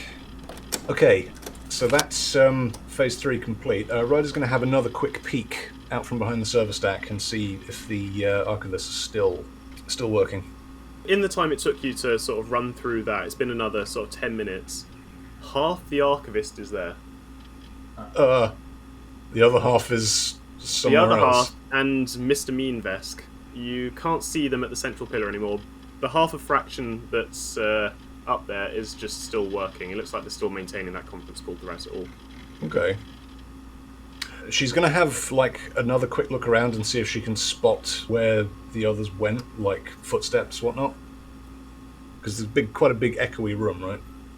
It is a big echoey room. Like the main noise you can hear throughout is just the whir of hundreds of cooling fans Yeah, just humming. as these server stacks process millions upon millions of records constantly. But closing your eyes, centering your mind, and giving me a roll for... Is it the magic P? Is that or it's survival, since you're trying to track someone? But, Oh, okay. Well, that's up to you. you know what? Let's go with survival to see if you can track from sound where this Vesk and this Vesk have gone. Okay, right. Survival roll. 16 on the dice, plus 12 for survival. 16, 12, 28. 28 is good. Yep, you close your eyes for a second. You calm your breathing to like a shallow, like inhale and exhale. Do the dead long. Your little otter ears twitch. And the pair of Vesk that you're trying to locate, you can hear the heavy footsteps and the dragging of a leathery, scaly tail across the ground, and then the lighter footprints of a second Vesk. It looks like they're making their way around the outside of all the servers in turn, clockwise, which means that they're slowly starting to walk towards you. Okay, at that point, Ryder's going to flash open her eyes and quickly log off from this computer terminal. Yep. Knowing the radius of the room at 30 meters, you've got maybe 2 or 3 minutes before they're going to be walking past where you are now. Okay, no, that's fine. She'll log off, delete all of her records of logging on here, just so she clears her tracks. Give me one more quick computers roll for Sure. just tidying up after yourself, essentially. Okay, Digital sanitation. 14 again, plus 16 for computers. 30. Yep, that's good enough. You cross-check to make sure all references are neat and tidy and tied off. You set to run a backup as well, which will overwrite the record within the backup archives, thereby hiding any and all tracks of what you changed. Perfect. There's one more thing I need to do, but I'll see if I can do that from another computer terminal, if I head clockwise. She'll log out, tuck Fly Guy back under her arm, hop down from the server stack.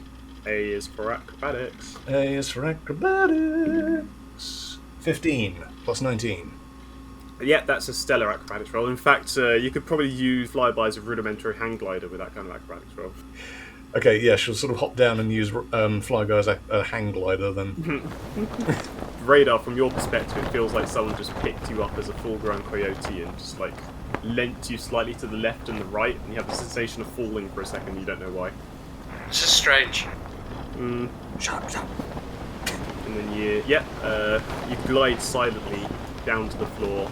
You can hear now the footsteps are approaching behind you. Yeah, she's going to skitter around clockwise, the same direction they're heading, and try and get opposite them on the opposite side of this room. As you get closer, you can hear that they're having some kind of discussion as they're walking. Oh, can I hear what they're talking about? Just about here, you hear mention of the word Aslanti again, but again, this room is large and echoey, and there's a lot of server hum to it. But It looks like they're having a private conversation and they're just pacing around the outside of this, just like walking and talking. Yeah, so she's going to maintain distance, but try and see if she can hear what's being said whilst continuing on in a clockwise position. If they stop, she's going to keep going, because there's one more thing she wants to do. You skitter faster than they walk. They're not walking with purpose, they're walking just to do something while they're talking. Yeah, I get it. You get the feeling it probably helps them think. But you hear Aslanti Invigilator class stealth incursion vessel this close to the Veskarium. You hear the other one say something back, potentially, or could be some kind of false flag. We're not still working on it. But by that point now, you've scuffled enough out of earshot that you've got another sort of good 10 minutes of computer time before they're going to start getting close again. What class ship was it, sorry? Aslanti Invigilator class stealth incursion vessel is what the higher pitched voice said to the lower pitched voice. And then the lower pitched voice said, this close to the Veskarium, there's always the potential it could be a false flag attack. Right, okay. So what rolls do I need? Acrobatics, yeah? Are you taking flyby up with you? Yes. Cool. Yeah, acrobatics. 16 again, plus acrobatics of 19 minus 5. Well, that's 30. Yep, you climb up there again. It's no trouble to you. You're getting pretty used to carrying flyby around at this point. And Okay. yep, you get up to the keypad, trackpad screen. Log in again, plug in Fly Guy's bum cable. You say that, this time you don't need to log in, Oh, okay. because you've given yourself black security clearance. Oh, I've done the... Fair enough. Right, Radar, you there? I'm here. Okay, I'm going to need a false bank account. Do you know how to make one of those? Already done. Already done? That is a 1727 for the computer's roll to do that. So what you're doing, you're creating an entirely false bank and a bank account within that false bank, or are you No. creating... What Ryder wants to do, this was part of the plan earlier, she wants to make an account that's linked to the Yasaki Central Command, or the Yasaki Star Empire, that uses like real names, bounces them back through multiple proxies, so the Vesk will have to chase their tails working out who owes them money when they do a transaction for the drones. Okay, so you're creating a dummy holdings account, essentially. Essentially, yeah. Okay, so you do a bit of searching. You find that there's an entire section of the database that's dedicated to Yasaki who are spying on behalf of the Vesk. Mm-hmm. Of course there is. And within that, there are fake holding companies set up to allow them to transact funds for the purposes of their spycraft, and also dummy accounts for the purposes of basically doing to the Yasaki what you're doing to them. So, yeah. It's not much effort, it's fairly easy to just create a new further account record. How much fake cash do you want to load into this account? 100,000 credits. Enough to constitute buying a sampler crate full of drones. Computers roll to formalise it. Sure. 13 plus computers of 16. It takes you a while to think up like an appropriate account, Yep. but Camilla Fontaine's record you tie to this dummy account. You create a fictitious 100,000 credits sitting within that account Perfect. for the purposes of spycraft and clams. It loads, it backs up again to the backup central database, and you've created a fictional holdings. Excellent. Come up with a funny name for your bank. Well, I was going to go with Shotgun Bastard and Dribble, but No, we've used that before. we've used that before. Yeah. Throtwell Banking Consortium. Throtwell Banking Consortium. The TBC. There you go. Yeah, TBC, Throtwell Banking Consortium. Yep, Throtwell Banking Consortium. Give me another perception, because Sure. and that unnamed Vesk is still walking around. Yep. Piece for perception, that is 11 plus 15. Again, they're getting closer to you again. You've probably got a couple of minutes before they're going to be at the terminal you're at. Okay, yep, she's going to, once again, clean her tracks behind her, log off, hop down, and maintain a clockwise movement. Acrobatics. Are you now making a break for the door? Yes. So 12 plus 19. Again, you can use flyby as a hang glider. She's getting the hang of it now. She's actually quite enjoying it. You skitter around to the door. It automatically opens, and give me one more roll for your stealth. That is a 9 plus my stealth. 21. 30.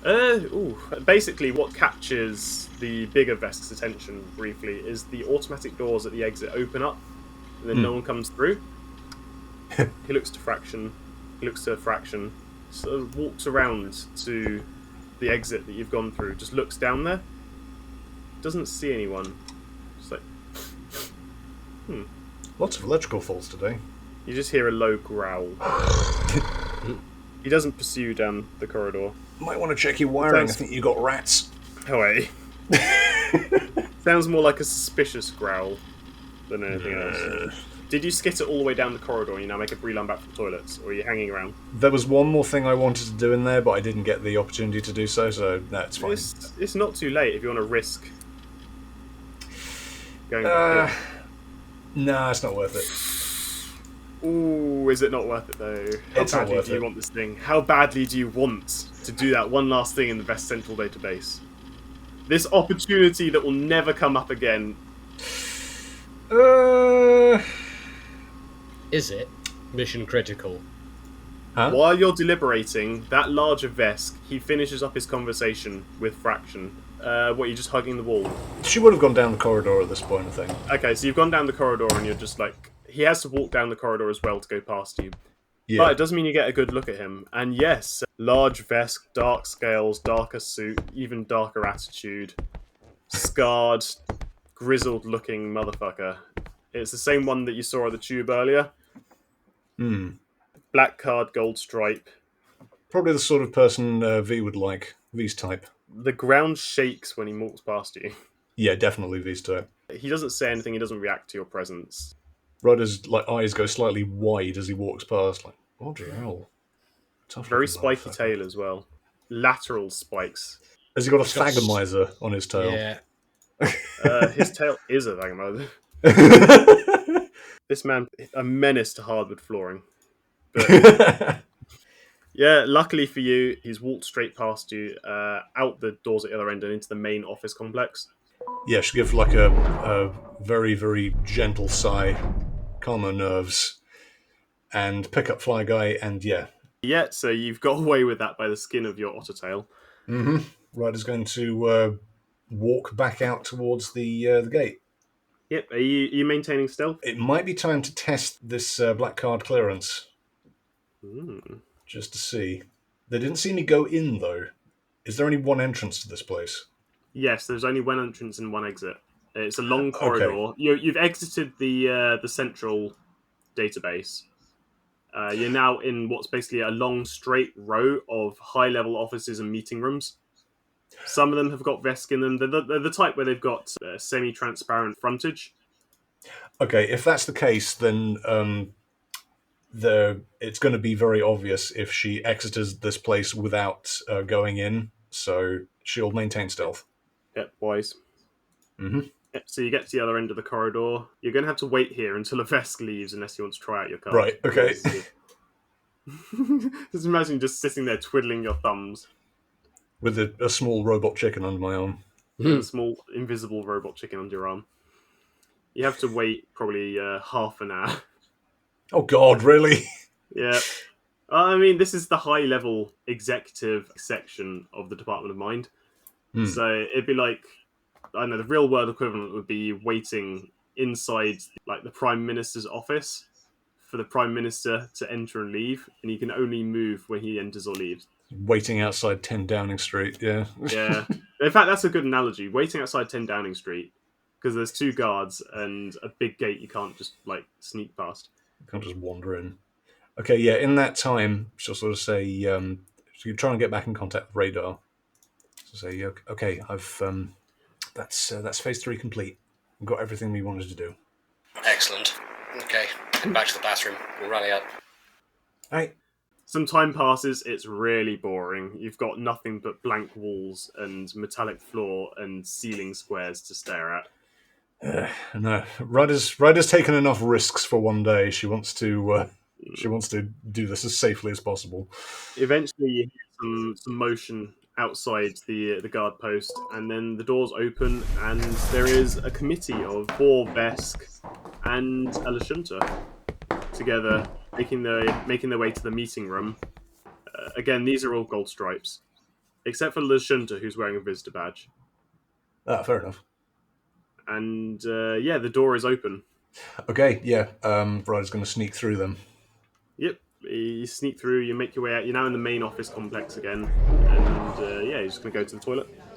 Yeah, she'll hold Fly Guy up to look at the bathroom to sort of let Radar know that she's almost there. Radar nods, is like, Slide him back into the cubicle when you get in, and I'll fix him back. Sure. Okay.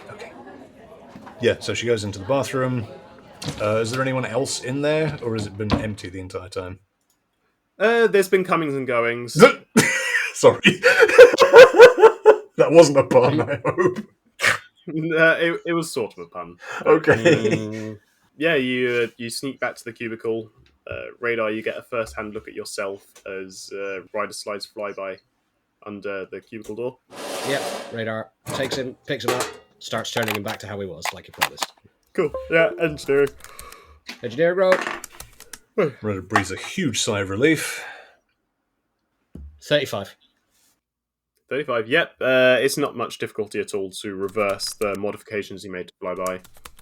His engines spool up again slowly, and the red turns back to orange, and he hovers up again. It's like, yay! There we go. Right, Radar flashes, and then steps out of the cubicle. That was a long poo. Reading material. He had his data pad. That's a good point. Anyway, yes. So, yeah. You need to make your way out of the Department of Mind and back to your hotel, I guess. That's easy. We got black clearance now. But you have black clearance now, so there's no real rolling to it. Just walk casual. Yeah. Nice to meet you, Edward Voss. You too. You. Oh, You've forgotten yeah. her name already. Well, no, I didn't say anything. Oh, I picked something at random. I think I came up with something quite cool, actually. Camilla Fontaine is my arms dealer name. Nice to meet you, Miss Fontaine. There you go. That sounds official. Right. So, time to act like a bodyguard. So, stoic, stealthy. That's Stealthy. just Radar. Well, except for the stealthy bit. Well, okay, not tactical. Can you do tactical? Been doing it for years. No, so tactical is definitely just Radar. Attaboy. Right. Now for phase 4. Oh, there's one last thing we've got to do, though. So let's head back to the waste disposal sector first. Okay. You fairly easily make your way out of the Department of Mind. Barriers at this point open very easily for you. Like, you tap your card against it, you're immediately authorized. The gates open. So what, you're just navigating back through the tube to the waste transfer station? Yep, waste transfer station where they met Corsa. Yep, so you go back through there, you're back in the civilian section, you sort of wander back through to that building. There's a can of red spray paint that's been left just propped against the door. Yeah, Ryder's going to pick it up, shake it a few times, and there's a big red X on the door. Jolly good. And that'll be picked up later by Corsa. Excellent. Ahoy hoy everybody, Cypher here, aka Ryder, and once again thank you for listening to Cosmopunk. If you're still listening and you like what you just heard, why not tell your friends about us? That'd be really cool of you. And if you really like what you just heard, why not buy us a Ko-fi? Links to our Twitter, Ko-fi, Discord, and all of the other places you can listen to this podcast are in the description below. Once again, thank you so much for listening, and we'll be seeing you all in 2 weeks' time. Till then, shoot straight and roll high.